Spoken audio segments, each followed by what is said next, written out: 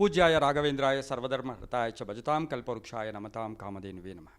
ಪೂಜ್ಯ ರಾಘವೇಂದ್ರರ ಆರಾಧನಾ ಮಹೋತ್ಸವದಲ್ಲಿ ಶುಭಾಶಯಗಳನ್ನು ಕೋರುತ್ತಾ, ಬಹುವಿಶೇಷವಾಗಿ ಕಲಿಯುಗದ ಕಾಮಧೇನು, ಬೇಡಿದ ವರಗಳನ್ನು ನೀಡ್ತಕ್ಕಂಥವರು, ನಾಮಸ್ಮರಣೆಯಿಂದಲೇ ಎಲ್ಲ ಕಷ್ಟಗಳನ್ನು ನೀಗಿಸ್ತಕ್ಕಂತಹ ಕಲಿಯುಗದ ಗುರುವರೇಣ್ಯರೂ ಆಗಿರ್ತಕ್ಕಂತಹ ಪೂಜ್ಯ ರಾಘವೇಂದ್ರ ಸ್ವಾಮಿಗಳು ಮಂತ್ರಾಲಯದಲ್ಲಿ ಸಶರೀರರಾಗಿ ಇಂದಿಗೂ ಕಲಿಯುಗದ ತನಕ ಇರ್ತಕ್ಕಂತಹ ವಿಶೇಷವಾಗಿ ಗುರು ನಾನಿದ್ದೀನಿ.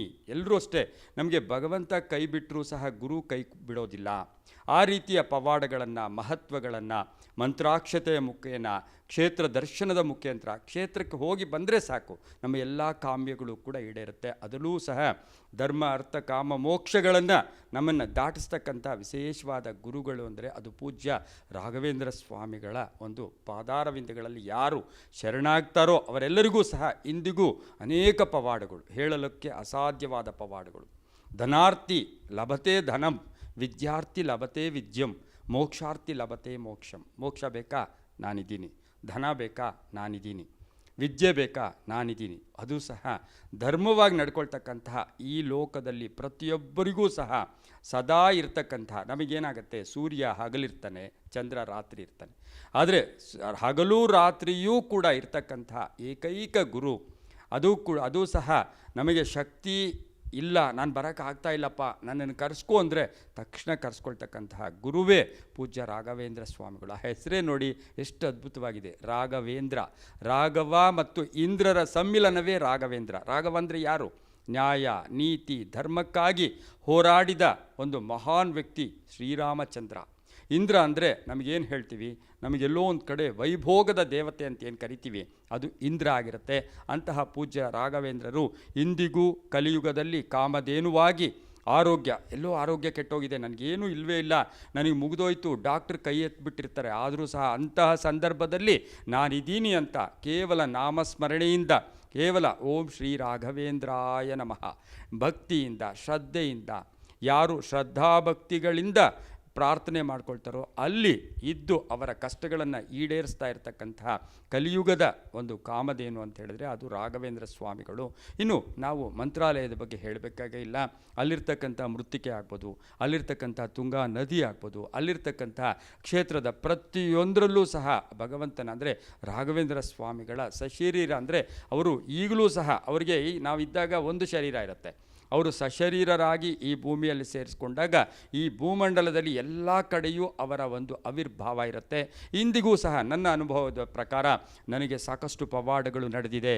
ನನಗೆ ಎಲ್ಲೋ ಒಂದು ಕಡೆ ದಾರಿ ಇಲ್ಲಪ್ಪ ಅಂದಾಗ ದೀಪ ಕೊಟ್ಟರು, ನೆರಳಿಲ್ಲಪ್ಪ ಅಂದಾಗ ಮನೆ ಕೊಟ್ಟರು.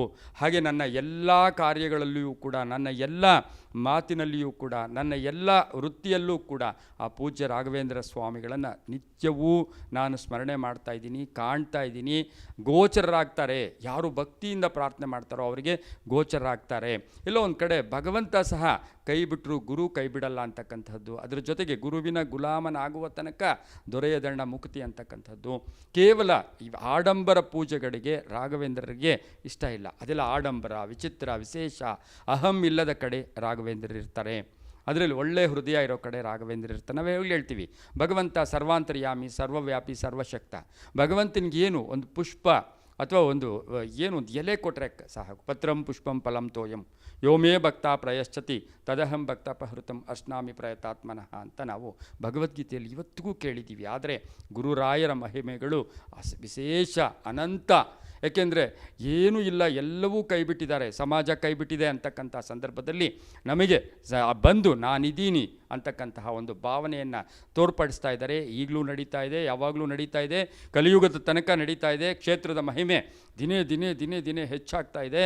ಆದರೂ ಸಹ ಇಲ್ಲಿ ಭಾಳ ವಿಶೇಷ ಏನು ಅಂದರೆ ಅಲ್ಲೂ ಹೆಜ್ಜೆಯ ಒಂದು ಪ್ರದಕ್ಷಿಣೆ ಮಾಡ್ತೀವಿ ನಾವು ಹೋದಾಗ. ಏನು ಆ ರಾಘವೇಂದ್ರ ಸ್ವಾಮಿಗಳ ಬೃಂದಾವನದಲ್ಲಿ ಹೆಜ್ಜೆಯ ಪ್ರದಕ್ಷಿಣೆ ಮಾಡೋದು, ಕಾಲಿನಲ್ಲಿ ಹೆಜ್ಜೆ ಮಾಡೋದು. ಆಮೇಲೆ ಅಲ್ಲಿ ಎಲ್ಲೋ ಒಂದು ಕಡೆ ಆ ಮಂತ್ರಾಕ್ಷತೆ ಇದೆ ಅಲ್ವಾ, ಆ ಮಂತ್ರಾಕ್ಷತೆಗೆ ನಾವು ಇವತ್ತು ಸರಿಸಾಟಿಯಾದದ್ದು ಈ ಪ್ರಪಂಚದಲ್ಲಿ ಇನ್ನೇನೂ ಇಲ್ಲ. ಅಕ್ಷತೆ ಎಂದಾಗ ಕ್ಷಯ ಆಗದೆ ಇರತಕ್ಕಂಥದ್ದು, ಯಾವಾಗಲೂ ಕೂಡ ಯಾವಾಗಲೂ ಶಕ್ತಿ ಇರ್ತಕ್ಕಂಥದ್ದು. ಆದರೆ ಮಂತ್ರಾಕ್ಷತೆ, ಇದರ ಹೆಸರೇ ಮಂತ್ರ ಅಕ್ಷತೆ. ಮಂತ್ರಾಲಯ, ಒಂದು ಮಂತ್ರಕ್ಕೆ ನಮಗೆ ಮೋಕ್ಷ ಸಿಕ್ಬಿಡುತ್ತೆ. ಮಂತ್ರಾಲಯ, ಮಂತ್ರದ ಆಲಯ. ಕೇವಲ ಮಂತ್ರಗಳ ಆಲಯ ಯಾವುದಿದೆ ಅದು ಈ ಪ್ರಪಂಚದಲ್ಲಿ ಕೇವಲ ಮಂತ್ರಾಲಯ ಒಂದೇ.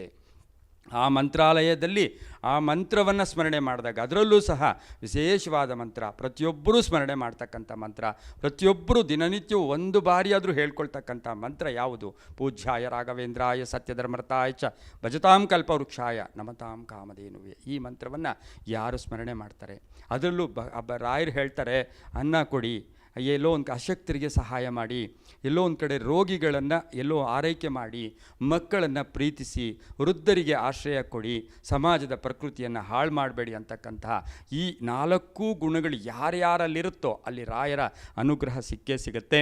ಇಂದು ಕಲಿಯುಗದಲ್ಲೂ ಅದರಲ್ಲೂ ಸಹ ನಮ್ಮ ಭಾರತ ದೇಶದಲ್ಲಿ, ಭಾರತ ಭೂಮಿಯೇ ವಿಶೇಷ, ಸನಾತನೋ ನಿತ್ಯ ನೂತನ.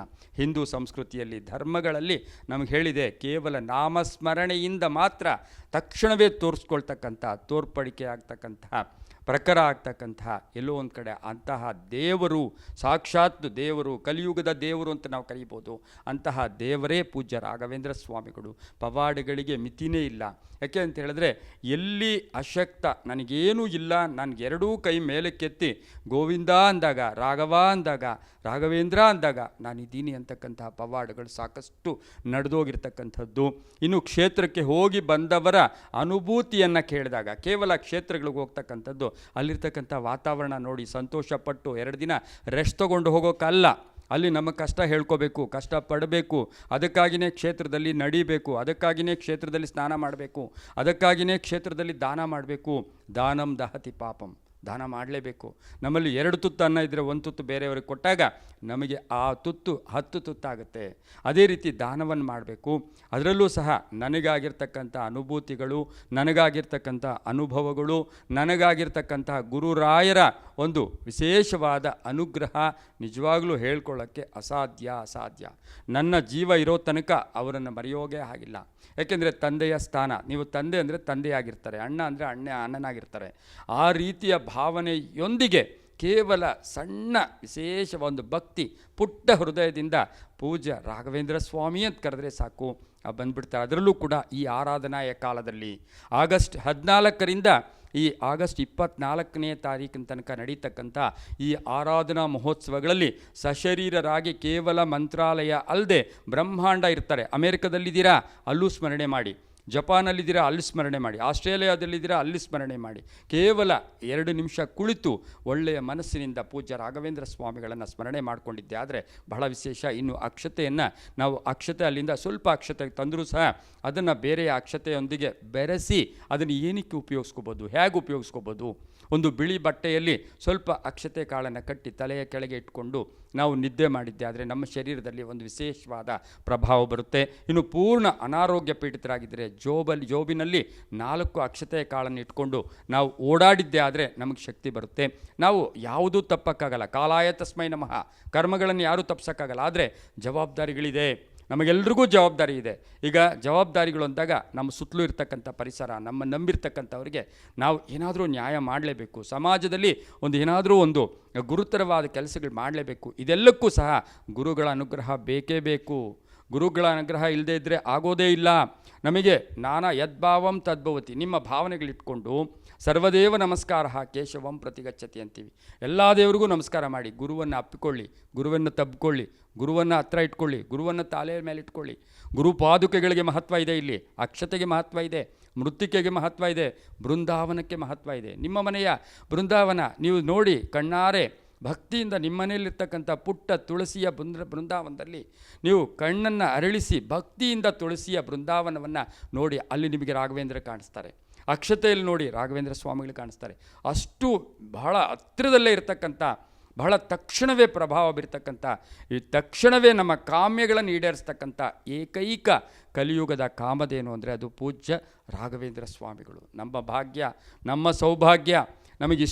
ಇಷ್ಟು ನಮಗೆ ಋಷಿಮುನಿಗಳಿಲ್ಲ, ಈಗ ನಮಗೆ ಯಾರೂ ನಮಗೆ ಹೇಳ್ತಕ್ಕಂಥವ್ರಿಲ್ಲ. ಆದರೆ ಗುರುಗಳಿದ್ದಾರೆ. ಗುರುವಿನ ಅನುಗ್ರಹ ಪಡೆಯೋಣ. ನಮಗೆಲ್ರಿಗೂ ಗೊತ್ತು, ಗುರು ಅಂದ್ರೇ ಗೊತ್ತು.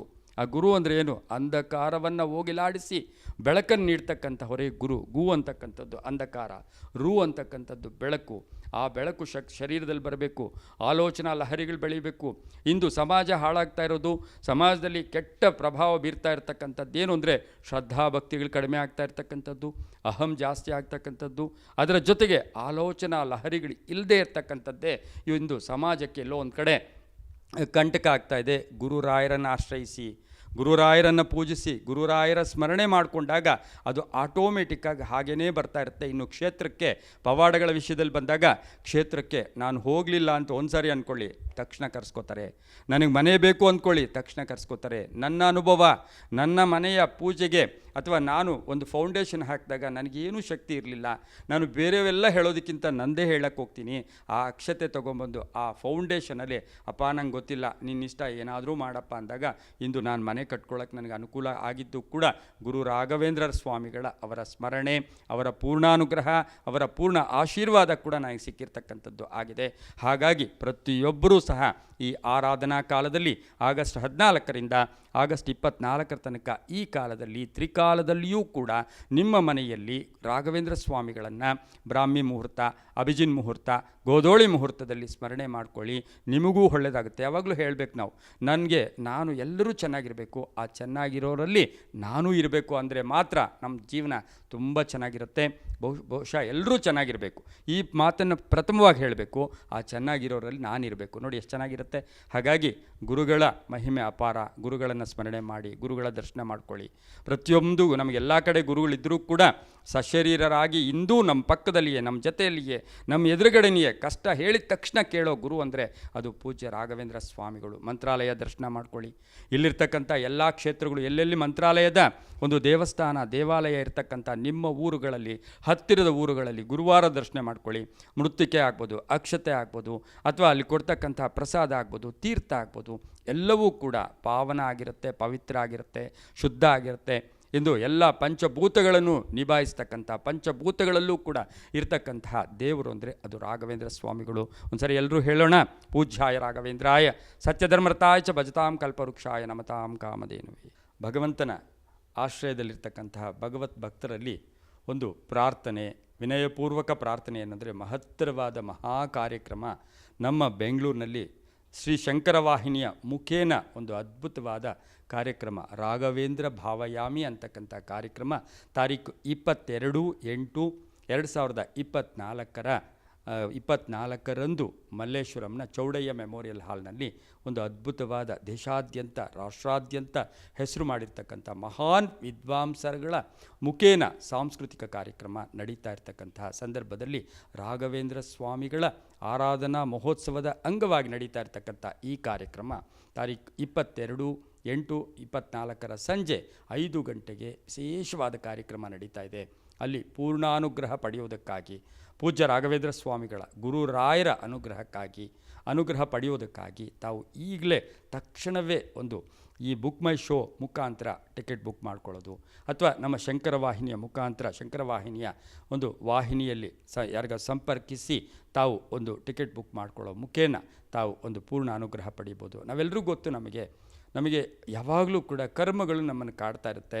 ತಕ್ಷಣವೇ ಭಗವಂತನ ಆರಾಧನೆ ಮಾಡ್ತಕ್ಕಂಥ ಸಂದರ್ಭದಲ್ಲಿ ಅದು ನಿಧಾನವಾಗಿ ಒಂದೊಂದು ಕರ್ಮನೂ ಹೋಗ್ತಾ ಇರುತ್ತೆ. ಆದರೆ ಗುರುಗಳ ಒಂದು ಅನುಗ್ರಹ ಪಡೆದಾಗ ಕರ್ಮ ತಕ್ಷಣವೇ ಭಸ್ಮ ಆಗಿಬಿಡುತ್ತೆ. ಹಾಗಾಗಿ ಈ ಒಂದು ವಿಶೇಷವಾದ, ಮಹತ್ತರವಾದ, ಅದ್ಭುತವಾದ, ಅಪರೂಪವಾದ ಒಂದು ಭಕ್ತಿಯುತವಾದ ಕಾರ್ಯಕ್ರಮ ನಡೀತಾ ಇದೆ. ಶಂಕರವಾಹಿನಿಯ ಒಂದು ಸಮಸ್ತ ಎಲ್ಲರ ಒಂದು ಶಕ್ತಿಯ ಅಥವಾ ಅವರ ಒಂದು ಕೃಪೆಯ ಮೇರೆಗೆ ನಡೀತಾ ಇರ್ತಕ್ಕಂಥ ಈ ಕಾರ್ಯಕ್ರಮದಲ್ಲಿ ಭಾಗಿಗಳಾಗಬೇಕು ಅಂತ ಸಮಸ್ತರಲ್ಲೂ ಕೂಡ ವಿನಯಪೂರ್ವಕವಾಗಿ ಪ್ರಾರ್ಥನೆ ಮಾಡ್ತಾರೆ.